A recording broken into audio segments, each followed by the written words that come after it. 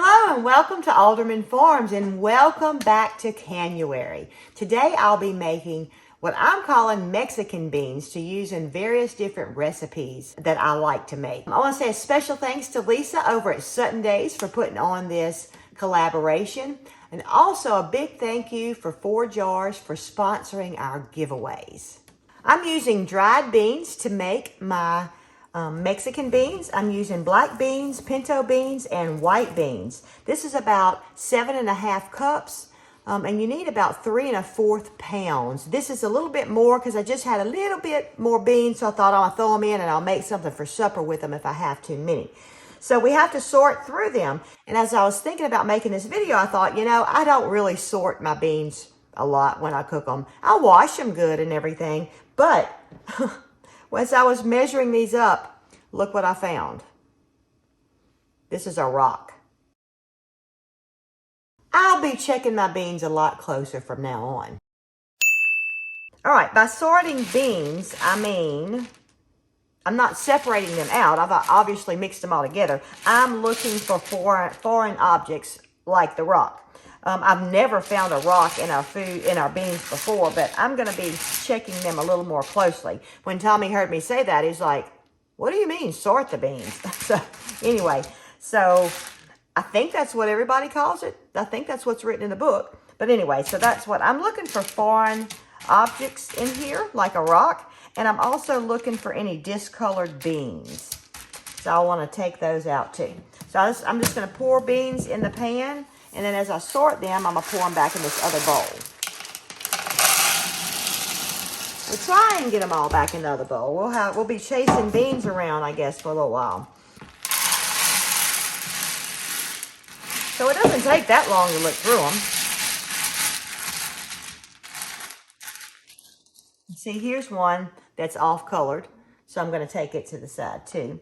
Not use that one.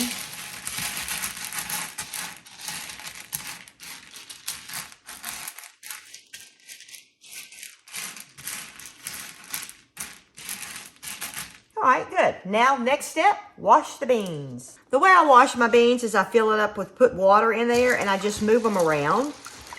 Just where any, maybe soil or anything will come off. And then I'll bring this over to the sink and strain it. And I'll do this 2 or 3 times, and then I'll go on to the next step. All right, now that the beans are sorted and I've taken out any foreign objects and I have washed them, I have put them in a pot and I've covered them by 2 inches of water. I have 2 inches of water above the beans. I'm going to bring these to a boil for 2 minutes, and then I'm going to let them sit for 1 hour. There are methods where you can soak your beans overnight and then this step is shortened, but I chose to do it this way. Now that the beans are boiling, we will set the timer for 2 minutes. All right, now to let it set for 1 hour. 1 hour later. Well, I've been looking at 2 recipes by doing this one recipe, and one said cover your beans by 2 inches. The other one said put 3 cups of water per 1 cup of beans, and I thought that was a little overkill, but my beans have soaked up all my liquid, so I've boiled more water, and I'm going to cover them again because there's no water left in here for them to absorb. And that's the point of doing this, is because you want your beans to absorb water. So I'm adding more boiling water. So FYI, you need to add more water than I did. All right, now we're supposed to strain off all this liquid.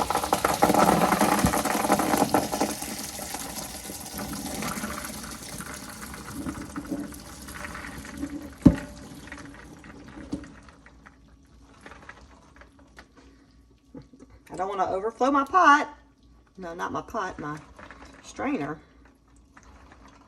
All right, we're going to stop there. We'll go ahead and put it in a bigger pot.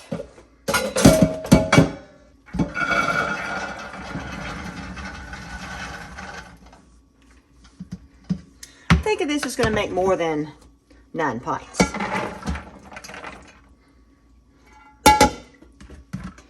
Now, next step is to bring this back up to a boil. I'll have to add more water to it.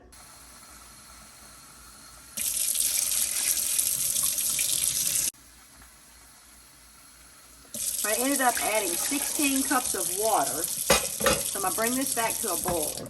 While I'm waiting on the beans to boil, I'm going to go ahead and get everything else ready. Now I've already checked all of my jars by running my finger around them like this to make sure there's no little small nicks or cracks. And of course I've actually looked at them too, but really running your finger around the top of them, you really can feel any nicks good. And this is how I keep my jars warm to fill. You don't want to put hot liquid or beans into cold jars. So this is hot tap water that I'm going to pour in my dish pan. Just going to pour a little bit in there, and then I've just boiled some water in my kettle. And so I'll slowly add this water to it to bring the temperature of my jars up. And I'll add a little bit more in a little bit when it's getting close to time to put the beans in the jars. I've washed my bands. I've also washed my lids. And I have a little pot of boiling water here. I'm going to go ahead and turn it off. I'm using 4-jar lids. And to improve the vacuum seal on the jars, you let them sit in hot boiling water, which I boiled my water, and so now I'm putting it in, and I have it turned off now. So I'm going to set that aside. Next, I'm going to go ahead and get my 2 quarts of liquid in my canner.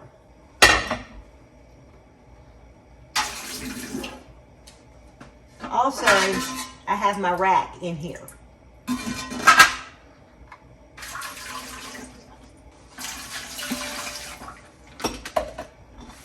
Also, when I'm canning, I make sure I have my canning book handy, and I have the pertinent information underlined in it. And I also keep my books handy that have my recipes in it to keep referring back. And I guess by now you're wondering what makes my beans Mexican beans, because so far they're just dried beans. Well, here is where they become Mexican. In each of my jars, I'm going to add 1/4 of a teaspoon of chili powder,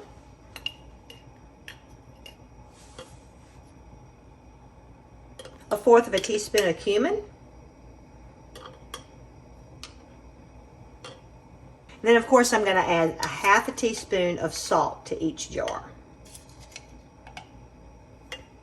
All right, my beans are back to a boil.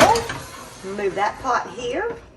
I'm going to go ahead and put my canning pot on the stove where the liquid in there can be warming. One thing I forgot to say is I always keep a kettle of hot water. It seems like you never have enough hot water when you're canning. And so I'm supposed to fill these jars 3/4 of the way with the beans. And of course my ladle doesn't have holes in it, so you don't want to overfill these jars because the beans will get bigger. So I'm going to fill these jars 3/4 of the way full of beans. And I'm going to get one measured to kind of go from there. And see, that's a little too much. And I did add me a little more hot water in here too. Okay, I'm going to say that's good. I think it could use a few more beans, but I'd rather play it safe. This is my first time canning dried beans. Oh, a while ago I mentioned that there will be a giveaway. The prizes are a 21-quart canner, Presto canner. Second place is a gift basket with a $100 Visa card, and third place is a $50 Visa card in a gift basket. Also, there's going to be weekly drawing over at Sutton Days for 4 jars gift certificates. The drawing will be January 31st at 7 p.m. Eastern on Sutton Days. It's actually going to be a live giveaway. And the way that drawing is going to happen, first she'll pick, she has a generated thing where it'll pick a date, then it'll pick a channel, and then it will pick a comment. So in order to have your best chance of winning, you need to go and watch all the videos, and it'd be wonderful if you'd subscribe to all the channels, but definitely leave a comment, because it's going, the winners will be picked from the comments. So make sure you do that, because boy, you know, even if you don't, especially if you don't have a canner, and even the gift certificates will just be amazing to be able to really up your canning supplies. All right, I have tried to even out my beans, and so now I'm going to go ahead and add my liquid, and we want to leave a 1-inch headspace. And so the very bottom of mine, the line is 3/4 of an inch, so I'm going to leave it a little bit lower than that.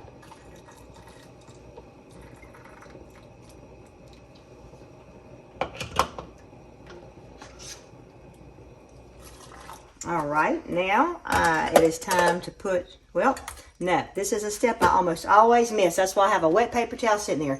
You want to wipe the rims of your jars. You can use just water, or they say it is best to use vinegar. It's to make sure you don't have any little bits on this jar, because it will prevent your lid from sealing. And that there was some on that jar. That's the only one I've seen, but anyway, now I'm ready to do this. And I do like to dry my lids off. I guess it's not necessary. These are stuck together. And I also want to say too, you don't have to sterilize your jars when you're pressure canning, because in the pressure canning process, your jars will be sterilized. I'm excited to have these beans on the shelf because it will make for some good, quick meals and help us to eat a lot healthier when we're just, all of a sudden, we're hungry and I don't have any food cooked, because you could easily pair this with ground meat or chicken, or make taco soup. We really like taco soup. And also, since it's just me and Tommy here most of the time, I've gotten to where I do half batches of stuff. And, you know, a taco soup, it calls for whole cans of different beans and stuff. And so, with me having my own jars, I can have a variety of beans, but not have to open 3 cans to do it. All right, I've just barely got the lids on there, and I'm just going to put them on till they're finger tight. Put them in the pot.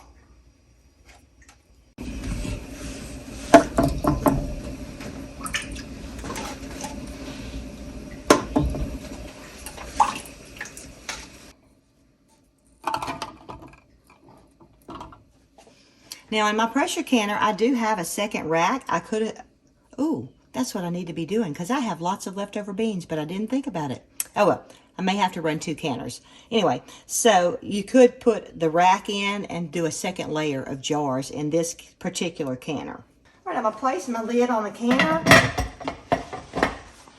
close it down, and I'm gonna put my temperature on high. And I'll wait for the steam to start coming out, and once it does, I'll time that for 10 minutes. I made a boo-boo.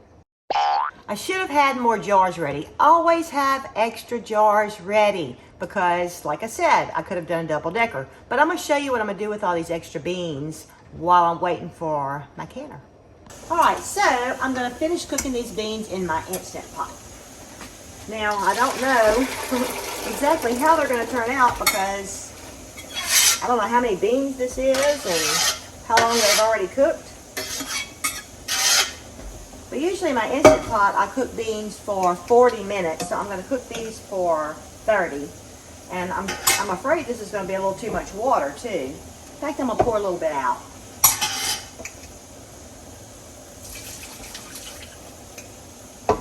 And we'll see how that goes. Anyway, I'm going to go ahead and add some cumin. I'm going to add a nice teaspoon of cumin in there. I'm going to add some, I keep wanting to say cayenne. This is chili powder. Chili powder. I can always add more later if it's not enough. I'm going to go ahead and add some salt too. Yes, we like salt. I'm going to add an onion and a bell pepper. Oop, and I put some on the floor too. Now I'm going to put this in my Instant Pot. Get my lid on.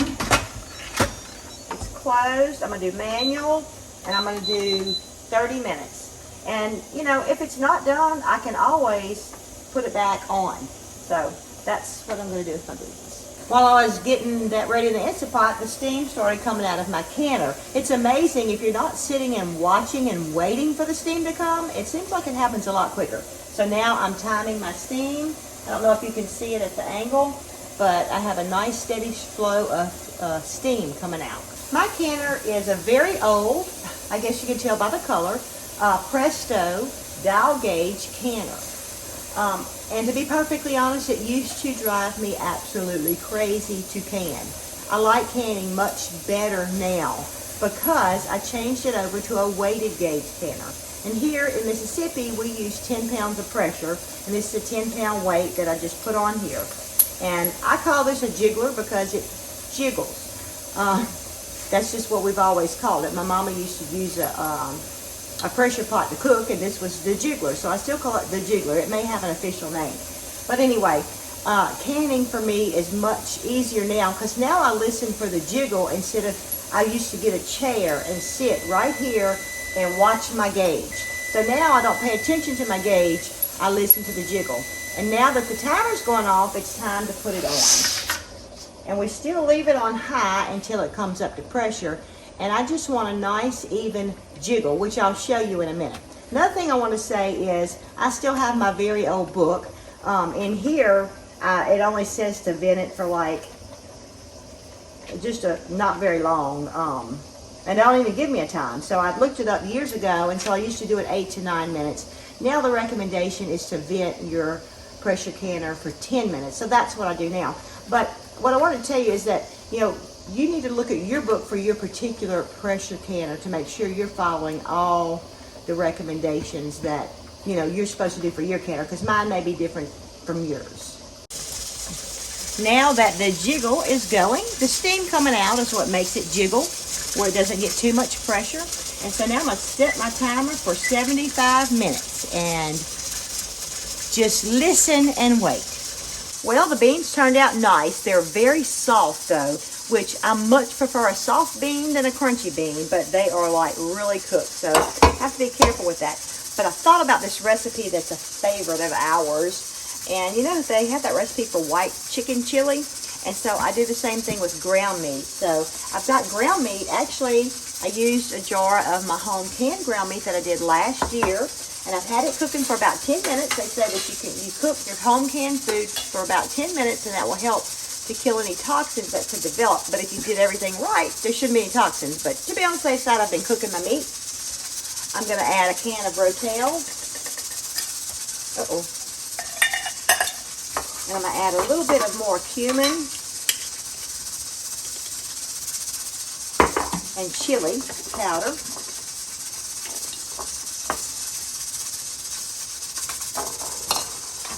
And we can always add more. I'm going to stir that together.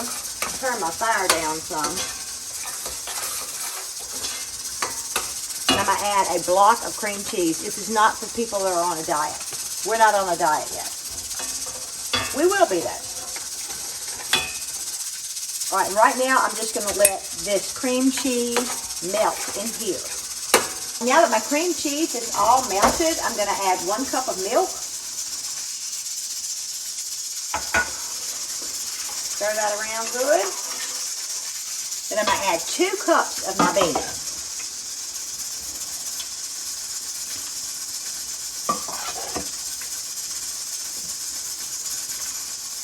I'm going to let it all get heated up good, and we will have our delicious lunch.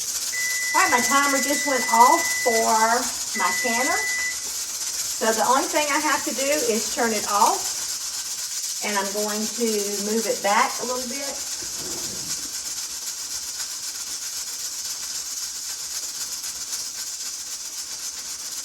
Where it's not over the heat.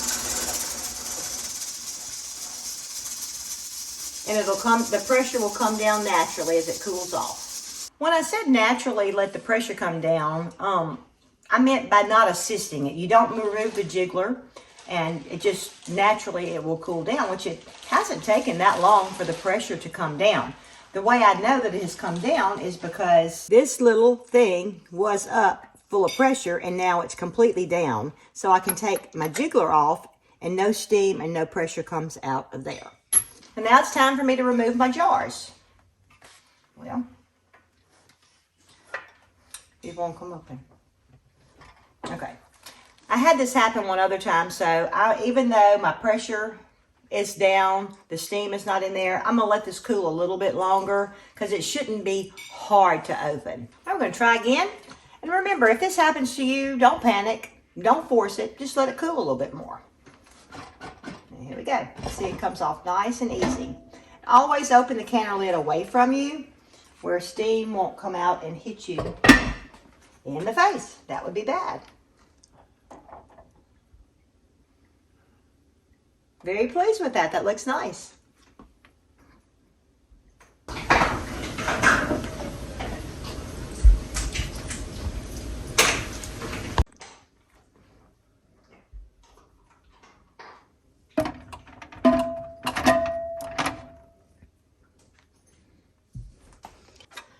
Don't forget to go and watch all the videos and make comments on the videos. And I know as a YouTuber that they would greatly appreciate you subscribing to their channel also. I'm very pleased with the way everything turned out. I see that I could have probably put a little bit more beans. I maybe was a little low, but it's always better to be a little low than a little high.